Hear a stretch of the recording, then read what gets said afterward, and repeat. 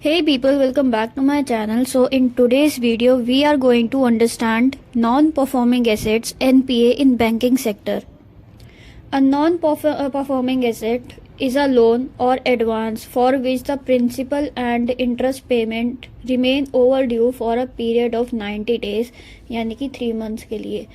कहने का मतलब ये है कि नॉन परफॉर्मिंग एसेट की बात करें अगर हम बैंकिंग सेक्टर में, तो इसमें ये ऐसा देखा जाता है कि बैंक के पास लोन अगर किसी बंदे ने लोन लिया हुआ है और जिस बंदे ने लोन लिया हुआ है उसकी रिपेमेंट नहीं करी 3 महीने तक, तो वो उस केस में आएगा नॉन परफॉर्मिंग एसेट के केस में बैंकिंग सेक्टर में.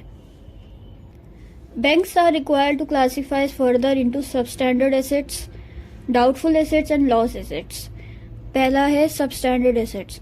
Loan accounts in which the installment has not been paid for a period of 90 days. यानी कि इसका मतलब है कि जिन बंदों ने लोन ले रखे हैं बैंक से और उन्होंने उसकी रिपेमेंट नहीं करी 3 महीने तक यानी कि 90 डेज तक, तो वो सब स्टैंडर्ड एसेट्स की कैटेगरी में आ जाएंगे. डाउटफुल एसेट, एनी लोन और advance which remains over due for a period of more than 12 months यानी कि 1 साल से ज़्यादा comes under the category of doubtful asset. यानी कि जिन बंदों ने लोन ले रखे हैं बैंक से, ना तो उसकी कोई प्रिंसिपल ना कुछ इंस्टॉलमेंट भरी ना कुछ भी नहीं भरा, मतलब रिपेमेंट नहीं करी बैंक्स को, और वो टाइम पीरियड मान लो कि 1 साल से ज़्यादा तक उन्होंने रिपेमेंट नहीं करी, तो वो आ जाएगा डाउटफुल एसेट की कैटेगरी में.